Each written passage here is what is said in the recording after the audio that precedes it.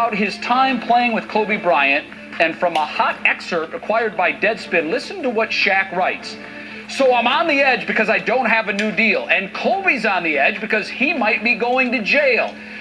So we're taking it out on each other. Just before the start of the 03-04 season, the coaching staff called us in and said no more public sparring or you'll get fined.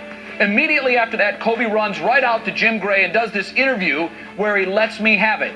He said I was fat and was out of shape. I'm sitting there watching this interview and I'm going to explode.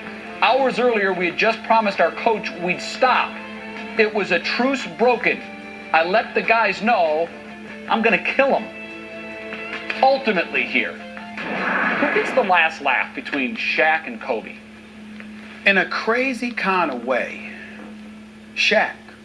And I'll tell you why.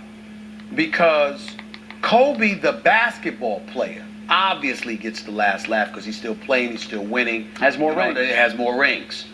But when the career is over, Kobe's a relatively quiet guy, stays out of the limelight for the most part, does his thing. That's that. Shaq's on TNT, and Shaq's going to be running his mouth. And that's why I say it in that way.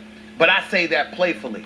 In all seriousness, no, nobody. There's nothing about this that's a laughing matter because the animosity that these guys have felt for one another for years is real. Is it still to that point? I would not say it's to the point. Because we've seen a cooling, I thought. They've both grown up. Right. They've grown up and they've moved on with their lives. I don't know about that. And I'm saying they both grown up. That's what I'm trying to say. Okay. That's what I mean. They both grown up. I'm not trying to say that there's no animosity. I'm saying that they both grown up. They put their hard feelings aside. It's like that I'm a grown man. I got a family. I ain't got time for that. That kind of mentality. Mm-hmm. But the animosity has always been real. Like, for example, I can almost assure you that Kobe Bryant, you won't hear him say anything about this book for one reason and one reason only. He refuses to help Shaq sell this book. Right. He refuses to do it because it's not because he doesn't want to respond. It's not because he doesn't want to go after Shaq. It's not because he doesn't want to say something. But anything that brings attention to this book that would increase sales is not something that Kobe's going to be a part of. Wow. Just for that reason alone, which speaks to. So it's still deep.